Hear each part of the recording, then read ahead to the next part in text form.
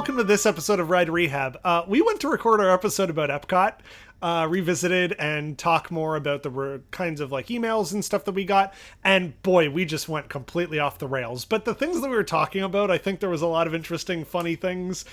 Some of it Disney, some of it not so much Disney. But we thought it would be interesting for people to listen to. So rather than just put this up as cut content up on our SoundCloud, which we have a ton of, usually it's about 5 minutes, this is going to be a little bit longer and full of a lot more stuff. So it's just going to be a sort of general discussion. You're just hanging out with the Ride Rehab guys, having a chat. Consider this like a bonus sort of post-show kind of episode. That's what it is. That's what we could call this, post-show. Sure. Ride Rehab post-show. Because rides have post-shows. I guess that's also true, yeah. There we go. We figured it out. Yeah. Subsidiary. We figured it out by accident. By accident. So we bumbled our way through a rehab. Yeah. Let's just let's go into our first thing that we just randomly started talking about here.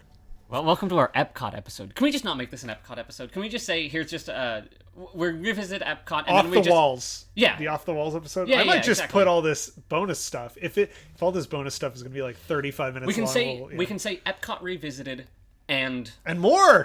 Something like that. Epcot What's more? You. Epcot Revisited and some news or something and some fan stuff. Yes. We'll figure it out. But I should make a monthly, like, instead of just Ride Rehab, it's like a show, like we have other segments. Why not? Speaking of which, it's like when the TARDIS was giant. They went to Trenzalore in Doctor Who, and there was just like massive gravestones everywhere. Oh yeah, that's what that looks like. Or like Bloodborne, where there are massive gravestones everywhere, and they're at weird angles and such. And there are people who just ate at Tony's, lying on the ground, beckoning you to come, and then they can tell you, "Don't do this." Oh, you mean like don't go eat. You mean like the lantern bearers in Bloodborne? Yeah. The little skeleton guys. They're all the guys who ate at Tony's. Yeah. Bloodborne, but it's at the Disney parks. I ate at Tony's, and I threw up, and I'm starving to death. They're all just skeletons. Now we're gonna write Bloodborne, but it's at the Disney parks. I would absolutely play that game. Like a horror game. We're getting off track. Okay, so we talked. There's an old woman trying to feed a lizard water from a bottle cap. I know I've talked about Planet Coaster before. In Planet Coaster, if I build a large, beautiful looking thing, the guest will walk right by it. I have to actually put a little item in front of a place. It's basically like a photo point. You know how there's those photo spots around? You basically drop a photo spot, and then it tells the simulated guests to stop and gaze at it and point at it and stuff. And you select what object you want them to be looking at. Okay. And that's what it feels like. Like if you actually want this fountain to do well, you have to put like a thing like, this is a fountain. Like you have to call it something. And then people will stop and be like, ooh la la, let's take some photos. I don't know why I said ooh la la. You gotta make them take some photos. Okay. Anyways. So what you're saying is we're all living in a giant simulation that the Walt Disney Company is running. I mean, well, yeah. We could be. We're just data and numbers, and they steal, like, they just boil you down to, like, those Merriam-Webster Walt Disney's like, numbers of personality types. Build me a computer that has a theme park in it. What? What are you talking about, Walt? I want a computer that has a theme park in it. Then you can change things, and then it tells you how many guests do what there. Walt, you're crazy. And then they built Spaceship Earth. Sorry, I don't know. This is that's the plot of Thimbleweed Park. He builds a point and click adventure simulation game inside of a computer. Because, spoilers, I guess. Walt Disney World is a point and click adventure game.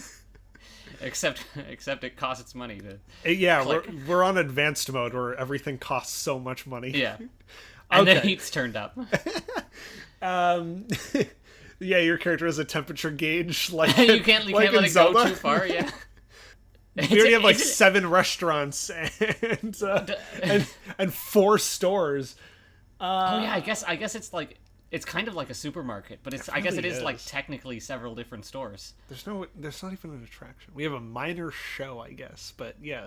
Anyways, all right, continue. There were we on that first Future World episode, we talked about how that last scene needs to be updated, and then we're like, we'll talk about this, and also about what it kind of represents as far as or what we think it represents yeah, in terms of Walt Disney's vision for of Tomorrowland.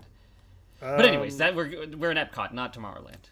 Did someone just be like, you know that musical Cats, and Ian McKellen's like, oh yes, and Judy We Dench's made a like, "Oh, joke about it once on Vicious. And well, no, it's just like everyone knows Isn't that funny? Cats. He's now in it.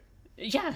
He made a I joke guess. about being in it on Vicious as a fictional actor, and now he himself is actually. I wouldn't gonna be surprised in if he had Cats. actually been in Cats in his lifetime. Maybe. Cats has been running for what, 134 years? Yeah, that's how old Andrew Lloyd Webber is. Yeah, 135. He wrote it when he was a toddler. Yeah. And- And, well, you can tell. When you watch the musical, you can tell it was written by a toddler. The cat's running all over the place and they jump and Mr. Snagglepuss. No. There's cats everywhere, and it's Oh, he's not... British. He's British, yeah. Like the kid we saw at the Wonders of Life Pavilion telling us about wine. Look at that, another callback. Anyways, continue. Let me. Okay, can You. I've come up with a new... This isn't really about the rehab, but I've come up with this new theory about Epcot. They were like, okay, we can't do... Or I'm going to put... people can't see me doing finger quotes, but I'm going to put finger quotes around... we can't do Walt Disney's vision without him. We just Yeah. can't. He has a whole video where he explains exactly what it's going to be and exactly how it's going to work, and we could have easily gotten some like civil engineers or something, and we could have absolutely done it, but that's not profitable enough. I know. Let's just have a giant tourism section.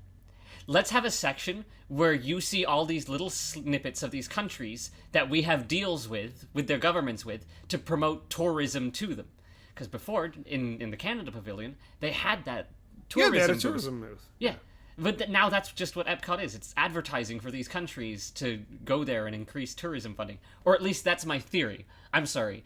That was my theory. This has not been proven, but that's my guess. Yeah, it's just a rumor. We're just talking about it. Yeah, we're not breaking or insinuating confirmed. that the These are Disney just our Corporation has opinions. received. Actually, we don't even have to insinuate that the Disney Corporation received large payments from foreign governments to create these pavilions, because that's literally what happened. The other governments paid for these pavilions to happen. Anyways, Epcot became a big tourism advertisement. So there's no point trying to fight the commercialism. There's no point trying to fight it and say that it's not what Walt would have wanted, because the truth is that's just the inevitable downward spiral we're going into. Sorry to bring this episode down so early because on. I was about to say the same thing, albeit on a little bit more positive note, I guess, which is the best thing about Epcot now is not the scientific and everything. It is the World Showcase. It's about community, like that whole community of Tomorrow thing. I want you to put that in finger quotes. Community. Yeah, for our audio podcast, I'll put it in finger quotes. Community. Because we still like community TM. the best thing is still the festival stuff, where it's like, try this Jewish food, try this food from Italy and all these different places in Spain. I mean, but it's still like the people, like it's still the people there. Those things still exist about Epcot. Sure. You can put in Ratatouille. All the people working there are still going to be from France. The movies are still going to be there representing France, like Impressions of France. The stores selling stuff that are imported from France. Like, that stuff still exists, and it's things gonna. France is known for. Perfumes, Smelly cheese, perfumes. wine, pretentiousness, the repression of minorities. Boring cinema. Boring cinema. I actually like Impressions of No, the French would be very mad at you for saying that. Listen, but yeah. Tyler, the French are right next door to us. What do you mean? Quebec. Oh, I thought you meant like in this bus stop. No. Listen, we've lived with the French for 150 years. If anyone knows them, it's us. Yes, it's Quebecois French. It's a little different, but it's the same attitude. It's its own French. It's the same French attitude. You can smell it in the air, along with the garlic and cheese. Sorry, continue. I want more garlic bread at this bus stop. Let's pull over a cast member, ask for garlic bread. Uber Eats to this bus stop. You could do that. You just. I'm sure you could. Well, then why wouldn't we just Uber to the Epcot? Because the bus. Oh yeah. This is all getting cut. We pay for food. The bus is free. That's true, I guess.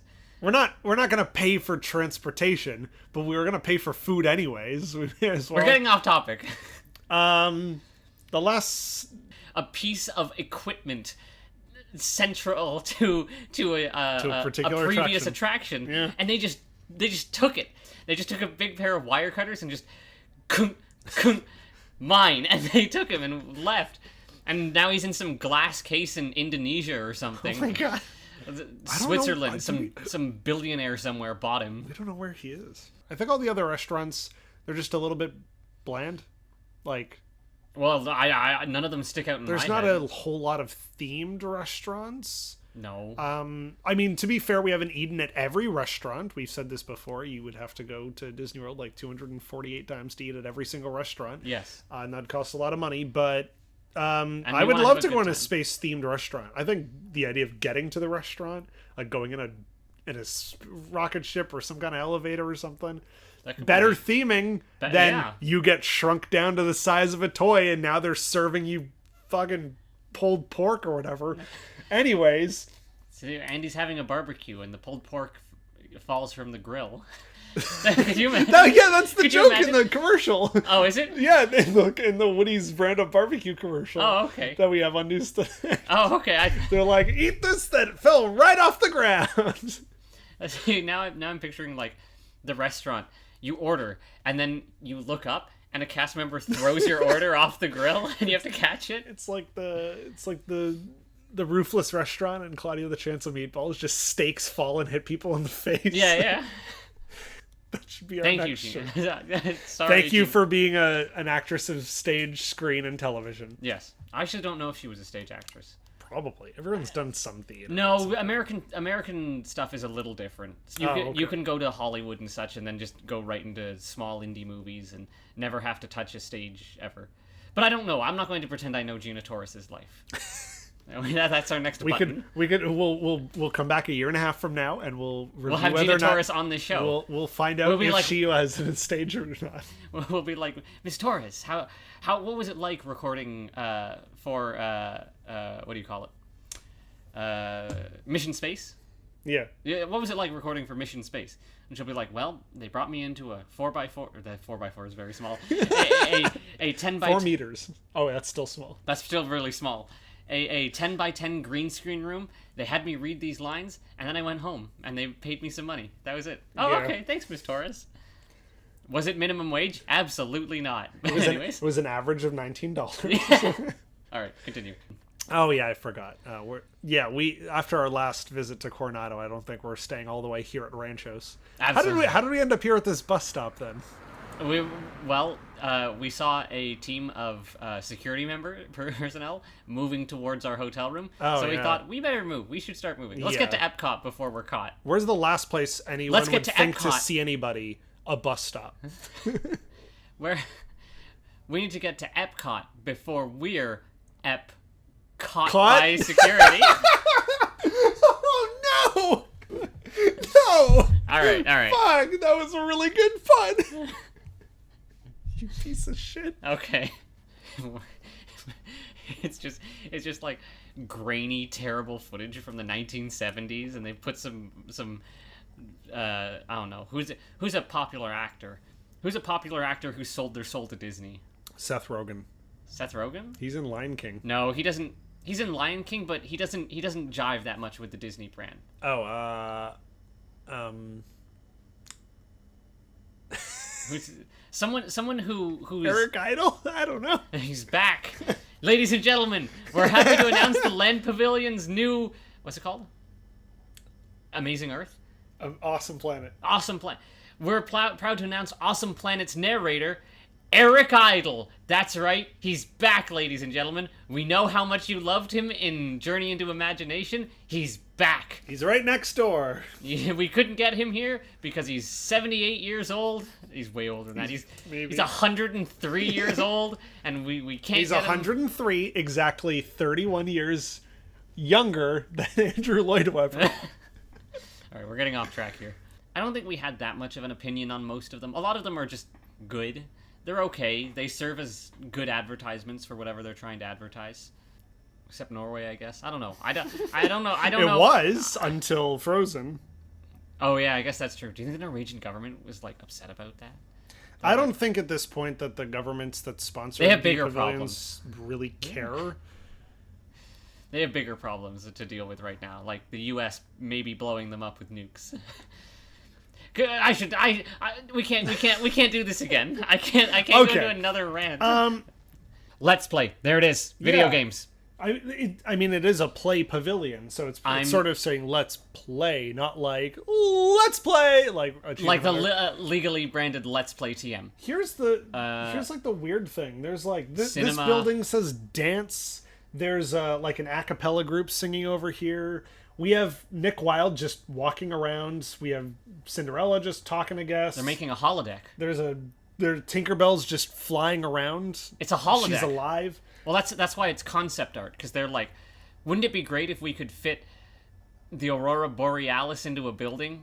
And look, they've got a starry sky. Yeah, and we've got Tetris like over here. Like this looks like a level. This looks like someone tried to make a level for a game, and then they just used the unused concept art for this thing they're planning. Yeah, but so it's like it says artist concept only. This was probably nothing like what it's going to be. Absolutely. Well, this is just what they rushed out. Look at these orbs. They're like holographic orbs that are floating. Yeah. Remember how we sat in that wine theater? That's where this is. They're basically gutting those. You said that already. There's 3 separate theaters, yeah, and they're getting rid of those. Yeah. But Olaf is just walking around on his own over here. Is that the plan? Is that the plan to just have random meet and greets? This says Wedway. Like the People Mover. Wedway is what the People Mover used to be called. I don't trust it. I would love. Okay, can I be honest about the meet and greets? They're awkward. It's like it's like you walk up to this person, they're in character, and listen, the people who do the meet and greets, the character actors, these hard-working actors employed by the Disney company, they are doing a great job. And they do a great job to make this as painless as possible. But it's still like an awkward because we're like age, 20 or like our late 20s. Yeah, of course. For kids it's great, but for us no. Because we don't put enough suspension of disbelief that these are actors. I mean, but even a kid's gonna know this. What are we gonna? There's only like a few characters that I would want to meet. None of them currently exist in the parks. I'm okay with like getting photos with them. That would be my thing. Yeah, and it's kind of neat to have like a little interaction, and for the most part the characters take control of the interaction, like Kylo Ren. Sorry, I had a moment where I thought about Kylo Ren. You thought about Kylo Ren taking control. Yes. I like meeting the characters that are so you have face characters, and then you have the mascot characters. The mascot sort of costumes. Yes. I like meeting the mascot costumes because it gives you a chance to say, I like this, and they get to just reciprocate back. Whereas Star-Lord just keeps trying to interrupt you so he can finish his bit before you say something. Yes. Not to say I didn't enjoy the meet and greet with Star-Lord. It's just they have certain things they want to say. To make sure that you have a good experience instead of you leading the experience. Like, I talked about my experience with Mulan. Yes. She's like, hello, and I'm like, hi. I had nothing to say. So did she. She's like, you look like a strapping man, and I'm like, thanks. And she's like, you should join, Shang's army. You know my gay boyfriend, Shang? Like, who was in love with me before I was a woman? Yeah. Shang. It's not the type of wine. It's the label. Anyways. Wait, how does that quote go? I don't know what you're talking about. It's like, oh, are you a red wine person? I like red wine, and I like white wine. It's not actually the wine, it's more like the label. I don't know what you're talking about. All I can think of is that it's about being gay or being bi. It's a scene from Schitt's Creek. Because, I'll probably cut this out. What's his name? David Levy. David and Stevie have sex. I said David Levy. His name's Daniel Levy. Dan Levy. The character is David. That's right. Tyler David Man. They have sex, and she's like, "Oh, you like red wine?" He's like, "I love red wine," and she's like, "I assumed you like white wine," and he's like, "Oh, I see. I like red wine, and I also like white wine. Sometimes I've been known to drink a rosé. And she's like, oh. And he's like, I think it's not so much what kind of wine it is. It's more like the label on the outside. And they're like, or they're trying to say like, I don't have a preference to which gender I have sex with. It's more like it's more the person than their gender. Welcome to Ride Rehab, the show about Schitt's Creek. Welcome to our review of Schitt's Creek season 2, episode 5. Yeah, I think that's actually. I don't know. Anyways, I don't know. Play Pavilion. I would love to walk through this. I would love to. Here's the problem. I go on a Play Planet coaster, and I'm like, I want to build a flat ride. Almost all of them just spin you. That's the only thing you can do with a flat ride. They either spin, or it moves up and down, or it swings while spinning and moving up and down. I'm going to tell you all a secret. All rides are basically the same thing. They kind of are. Like, it moves fast, or it spins, or it takes you slowly through a dark area. They all functionally do the same thing. It's about the presentation. It's not necessarily about the method of it as well. It's just Primeval. We have the spinner there is just the same as Magic Carpets and Astro Orbiter. Mm-hmm. They all spin and move up and down. There's nothing else to it. It's not like, have you ever been on like one of those bobsled rides where it spins but it goes like up and down? No. And then it stops and it goes backwards? No. Okay, we'll have to go on one of those at a terrible fair soon. There's not a whole lot of pre-built rides that are flat rides that don't spin you. I mean, all of these ones are the same spinner because it's probably cheaper and easier to just reproduce those at each park, and a kid's like, oh, this one's a dinosaur. Anyways, like when they opened Pixar Pier, there was like a metal sort of cut design that was like a little bit of Art Deco sort of theming around the top part of a roof. And somebody pointed out that's the only place in Pixar Pier that references Good Dinosaur. I mean, Good Dinosaur was not well received. I was going to say that, but WALL-E exists there, but it's like a carnival game where you have to like blast water into a hole or whatever the heck that game is. Maybe it's because WALL-E has such a strong environmental message that putting that there, and then Disney not making good on their promises to help improve the environment, it would feel very hollow. But then again, does it matter because people would enjoy the ride? I think it's great, and it's certainly a vision of tomorrow that's not quite hopeful. We have to get it wrong first, and then we get it right. I mean, even in the Star Trek future, we get it wrong first, and then we get it right. Not even necessarily right, because we still get into wars and such. We have the Klingon War and the Dominion War and all these different wars. But anyways, we're getting into Star Trek, which is far more interesting. But I'm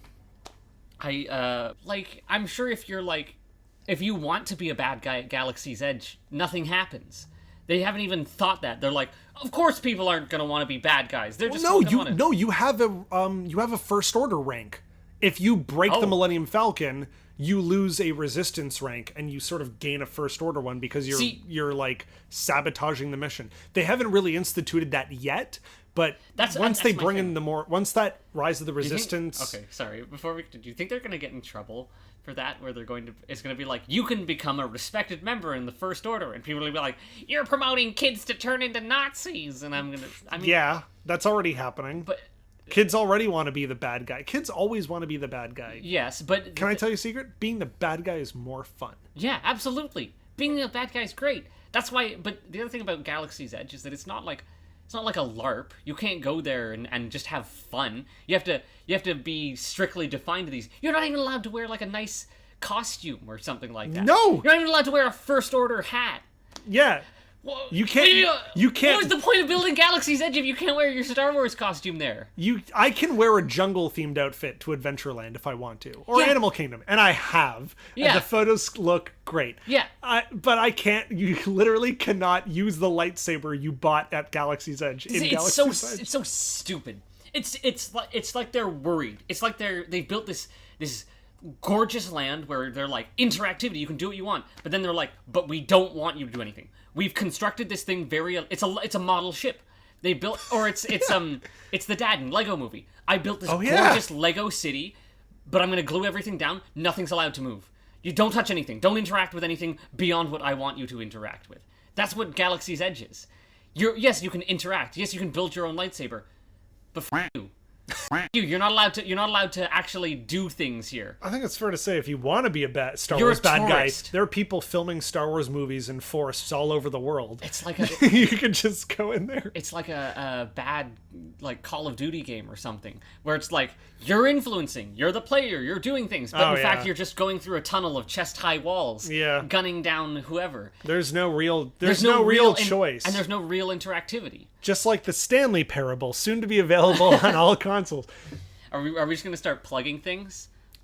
It's not interactive like Skyrim.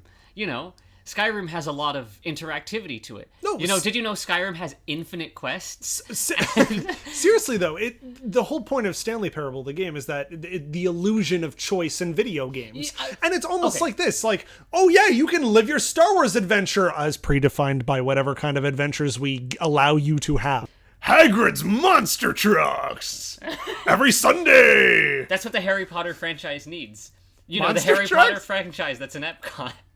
Welcome to the Magical Monster Truck Show.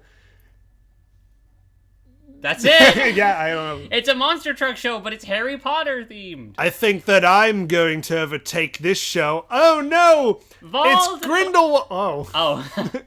Well, maybe Grindelwald. They teamed up. Look out! Voldemort and Grindelwald have gotten together and they've teamed up to fight. Remember that time Grindelwald was right?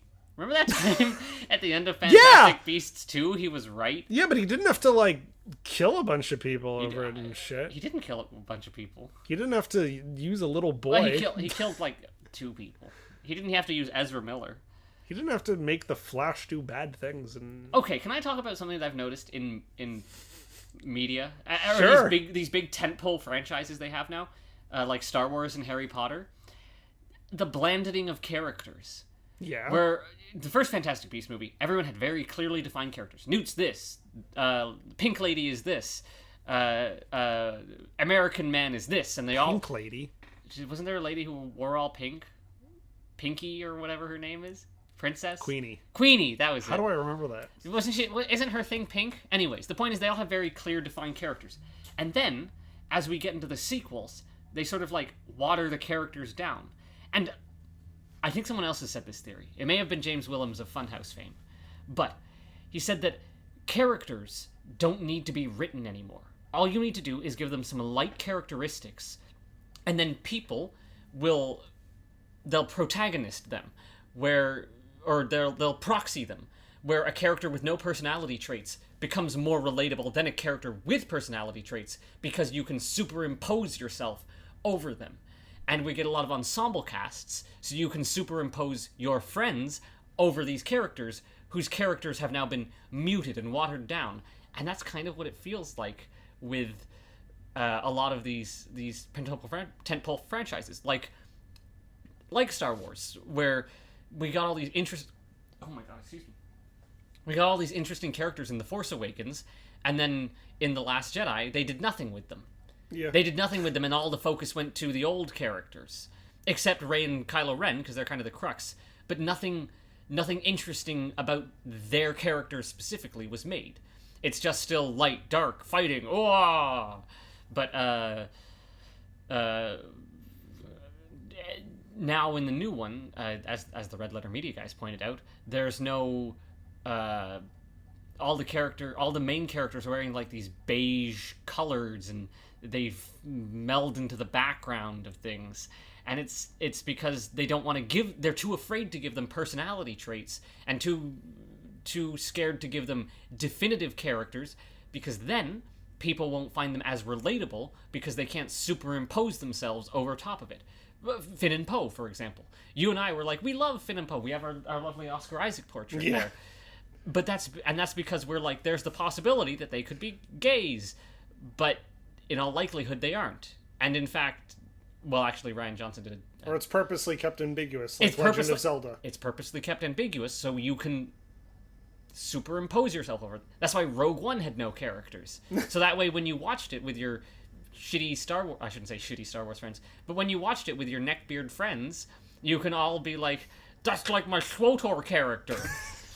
Look at that! It's like Blaze Malbus is like Gunga Bida that I made in SWTOR 2 years ago, and part of my guild, and blah blah blah blah. You're slowly sounding like Plinkett. I mean, I mean, Plinkett. That's what Plinkett is. He's like the embodiment of that. Yeah. But well, I guess not that, because he only cares about the Star Wars movies and not about the ancillary stuff.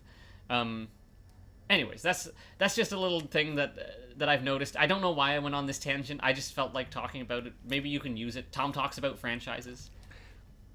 Star Trek Discovery. Yeah. There's another good example where there's almost no characters. It's all gloss. Science, everyone! I mean, yes. Well, that is to the actors' credit, where the actors have the ability to give these characters a lot of life. Oh, I was just making fun of the writing. I mean, yes. I wasn't implying that these characters have character. It's the power of math, everyone. I learned You more. did it! I learned more about the characters in Orville in season 1 than I have listening to people explain the characters in You Star learn more Trek. about TNG characters in one episode. Yeah, in one really good episode of Star Trek. Yeah. Like the first one. Sure, the first one, the second one, any of them. If a character is in that, except I guess Geordi and Beverly, they're not strong characters, but you know, they have a purpose.